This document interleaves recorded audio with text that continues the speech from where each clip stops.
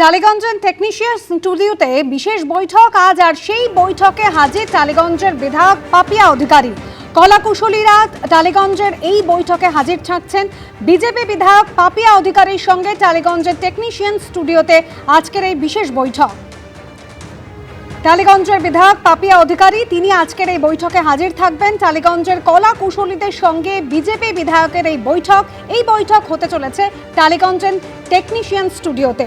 পার্থপ্রতিম ঘোষ আমাদের প্রতিনিধি রয়েছেন আমাদের সঙ্গে টেলিফোন লাইনে। পার্থপ্রতিম, কি নিয়ে আজকের এই বৈঠক? দেখো, তুমি দেখেছো ইতিমধ্যে স্টুডিও পাড়াতে কিন্তু একের পর এক অভিযোগ সামনে এসেছিল এবং সেই সামনে আসে অরূপ বিশ্বাস এবং তারা বলেন যে বিশ্বাস ব্রাদার্সের বিরুদ্ধে একের পর এক অভিযোগগুলো সামনে আসে এবং অভিযোগ করেন হচ্ছে টেকনিশিয়ানরা অর্থাৎ কলাকুশলীরা অভিযোগ করেন এবং সেই সমস্ত অভিযোগগুলোর পরিপ্রেক্ষিতে আজকে একটা বিশেষ বৈঠক ডাকা হয়েছে স্টুডিও পাড়ায় এবং সেই বৈঠকে ইতিমধ্যেই টালিগঞ্জের বিধায়ক পাপিয়া অধিকারী তিনি অংশ নিয়েছেন এবং এক কলাকুশলীদের সঙ্গে আজকের এই বৈঠক হচ্ছে। সেই বৈঠক থেকে মূলত যে অভিযোগগুলো সামনে এসছে সেই সমস্ত অভিযোগগুলো পরিপ্রেক্ষিতে একেবারে টেকনিশিয়ানদের সঙ্গে করে নিয়ে এই বৈঠক হচ্ছে এবং এই বৈঠক শুরু হয়েছে। যে বৈঠকে টালিগঞ্জের বিধায়ক পাপিয়া অধিকারী তিনি উপস্থিত রয়েছেন এবং টেকনিশিয়ানরা উপস্থিত রয়েছে, তাদের সঙ্গে বৈঠক করছেন পাপিয়া অধিকারী। ধন্যবাদ পার্থপ্রতিম। বৈঠক ইতিমধ্যেই শুরু হয়েছে। বৈঠকে রয়েছেন টালিগঞ্জের বিধায়ক পাপিয়া অধিকারী। টালিগঞ্জের কলা কুশলীদের সঙ্গে বিজেপি বিধায়কের এই বৈঠক চলছে। বিশ্বাস ব্রাদার্সের বিরুদ্ধে এর আগে একাধিক অভিযোগ ছিল স্টুডিও পাড়ায়, অর্থাৎ অরূপ বিশ্বাস এবং স্বরূপ বিশ্বাসের বিরুদ্ধে টালিগঞ্জের কলা কুশলীরাই তারা বারবার করে মুখ খুলেছিলেন। আর সেই সমস্ত অভিযোগ নিয়ে কথা বলতেই আজকের এই বৈঠকে হাজির টালিগঞ্জের বিধায়ক পাপিয়া অধিকারী।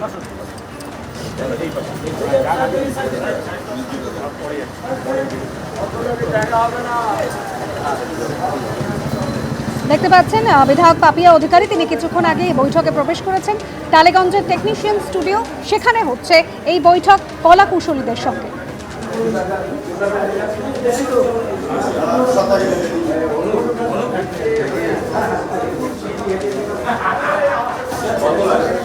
অরূপ বিশ্বাসের বিরুদ্ধে কলাকুশলীরা বারবার করে মুখ খুলেছেন, ব্যান কালচারের প্রতিবাদ করেছেন তারা।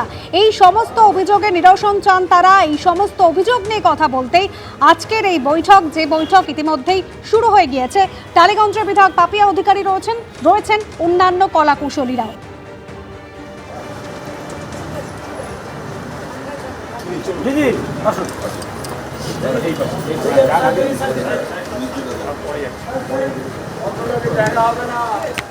সুরেন্দ্রনাথ কলেজের ইউনিয়ন রুমে অস্ত্র, তৃণমূল নেতা দেবাশিস বন্দ্যোপাধ্যায় সহ দুজনের বিরুদ্ধে অস্ত্র আইনে মামলা রুজু। আরো বিস্তারিত জানতে আমাদের প্রতিনিধি ময়ূক ঠাকুর চক্রবর্তী আমাদের সঙ্গে রয়েছে। ময়ূক, কি জানতে পারছো? দেখো, গতকাল সুরেন্দ্রনাথ কলেজের ইউনিয়ন রুম থেকে দুখানা ব্যাগ ভর্তি উড়িয়ে ধরা টাকা রিকভারি হয়। শুধু তাই নয়, ওখানে যখন ওখানকার ছাত্র সংসদের যারা পুরনো সদস্য এবং যারা প্রথমে যখন যান তারা দেখেন যে ইউনিয়ন রুমের ভেতরে একাধিক জায়গা রয়েছে যেখানে কেউ কোনোদিন অ্যাক্সেসও করতে পারেনি। একটা গোপন কুঠুরি ঘর পাওয়া যায় যেখানে একটা খাট এবং দুখানা বালিশ পর্যন্ত রিকভারি হয়। এসি মেশিনও ছিল লাগানো ছিল। একটা কলেজের মধ্যে কি করে এই ইনফ্রাস্ট্রাকচার ছিল সেই নিয়ে স্বাভাবিকভাবে প্রশ্ন উঠতে শুরু করে। অভিযোগ আসে ওই কলেজের তৃণমূল কংগ্রেসের নেতা যিনি ওই কলেজ কন্ট্রোল করেন দেবাশিস ব্যানার্জি এবং তার ছেলে শিবাশিস ব্যানার্জির ওপর, যে তারাই এই গোটা ব্যাপারটা পরিচালনা করেছে। কিছুদিন আগে সুরেন্দ্রনাথ কলেজের ব্যাংক অ্যাকাউন্ট, সেখান থেকেও কোটি টাকা রয়েছে সেই অ্যাকাউন্টে ডিপোজিট। এটাও সজল ঘোষ বিজেপি নেতা বিধায়ক তিনি অভিযোগ করেন। এরপর গতকাল ওই উইয়ে ধরা টাকা রিকভারি, অস্ত্র রিকভারি এগুলো হয়। আমরা লালবাজার সূত্রে যে খবর পাচ্ছি যে গোটা ঘটনার পর মুচিপাড়া থানায় একটা এফআইআর রেজিস্টার্ড হয়েছে এবং এই এফআইআর রেজিস্টার্ড হয়েছে তৃণমূল কংগ্রেস নেতা দেবাশিস ব্যানার্জি। ওই মুচিপাড়া চত্বরে অনেক নাম রয়েছে এই তৃণমূল কংগ্রেস নেতার। তার বিরুদ্ধে আগেও অনেক পুলিশ কেস হয়েছে। এই দেবাশিস ব্যানার্জি যিনি সুরেন্দ্রনাথ কলেজ কন্ট্রোল করতেন, সেই তৃণমূল কংগ্রেস নেতা দেবাশিস ব্যানার্জির বিরুদ্ধে এবার অস্ত্র আইনে মামলা রুজু করলো মুচিপাড়া থানার পুলিশ। শুধু দেবাশিস ব্যানার্জি নয়, পরিতোষ দত্ত বলে আরেকজনের বিরুদ্ধেও আর্মস অ্যাক্টে কেস হয়েছে। দেবাশিস ব্যানার্জি এবং পরিতোষ দত্তের এগেনস্টে আর্মস অ্যাক্টে কেস হয়েছে। মুচিপাড়া থানার পুলিশ আধিকারিকরা তদন্ত শুরু করেছেন। তদন্তের স্বার্থে তারা খুব দ্রুত এই দুজনকে জিজ্ঞাসাবাদ করবেন, এমনটাই পুলিশ সূত্রে খবর। এবং এই গোটা নেক্সাসের সঙ্গে যারা যারা জড়িত তাদের সবার খোঁজে পুলিশ আধিকারিকরা ইতিমধ্যেই কিন্তু তাদের ইনভেস্টিগেশন সেটা শুরু করেছেন। কি করে অত টাকা ওখানে এলো, কি করে অস্ত্র একটা কলেজের মধ্যে এলো, শুধু তাই নয়, এই গোটা প্রক্রিয়া কলেজের মধ্যে চলতো কি করে? কলেজ কর্তৃপক্ষ কি কিছু জানতো না? তারা জানলে তারা কেন বিষয়টা আটকায়নি? কোন ছাত্র সংসদের কোন সদস্যরা এই গোটা বিষয়টা মদত দিয়েছে, এবং তৃণমূল কংগ্রেসের কারা, কোন নেতারা এই গোটা প্রসেসটার পেছনে ছিল, এইটাই এখন তদন্তকারী আধিকারিকদের ফোকাস। এবং আর্মস অ্যাক্ট, একটা জামিন অযোগ্য ধারা, এই আর্মস অ্যাক্টে মামলা রুজু করে তদন্ত শুরু হয়েছে। মুচিপাড়া থানার পুলিশ তদন্ত শুরু করেছে। দেবাশিস ব্যানার্জি এবং পরিতোষ দত্ত দুজনের নাম এফআইআর এ রয়েছে। ধন্যবাদ ময়ূর। মমতা বন্দ্যোপাধ্যায়ের ভাই বাবুন বন্দ্যোপাধ্যায়ের নিশানায় প্রাক্তন ক্রীড়ামন্ত্রী অরূপ বিশ্বাস। অরূপ বিশ্বাসের থেকেও বর্তমান ক্রীড়ামন্ত্রী নিশীথ প্রামাণিক অনেক ভালো, তার কাজকর্ম আমার ভালো লেগেছে। বেঙ্গল বক্সিং অ্যাসোসিয়েশনের সচিব ও হ্যান্ডবল সংস্থার প্রেসিডেন্টের পদ থেকে ইস্তফা বাবুন বন্দ্যোপাধ্যায়।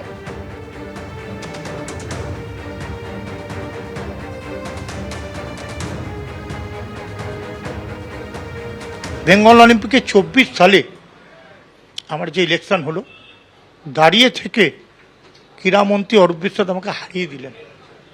এটা আমার কাছে সবচেয়ে জঘন্যতম দিন গেছে। ক্রীড়ামন্ত্রী কেন করলেন?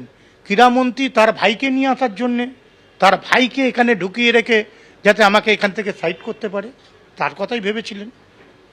তারপরে সুজিত বোস, সেই 24 সালেই আমি হকির প্রেসিডেন্ট ছিলাম। সেখানে হকির প্রেসিডেন্টের জায়গায় সুজিত বোস বলল, বাবুন তুই তো অনেকগুলো পদে আছিস, আমার একটা পদ দে, আমি তোকে 1-1.5 বছরের পরে ছেড়ে দেবো, আমি তোকে চেয়ারম্যান করে দিচ্ছি, তোকে এই করে দিচ্ছি। কিন্তু যে কথা দিয়ে কথা রাখতে পারিনি, সেখানেও আমাকে ওখান থেকে সরিয়ে দেওয়া হলো।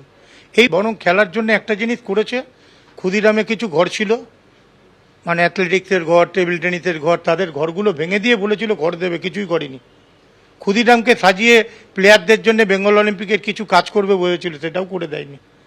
ইভেন এই যে এত বছর ধরে আমরা বেঙ্গল অলিম্পিকে এইটুকু ঘর নিয়ে বসে আছি, অলিম্পিক ভবন করবে বলেছিল, সেটাও করে দেয়নি। আমার মনে হয় এই সরকার করে দেবে।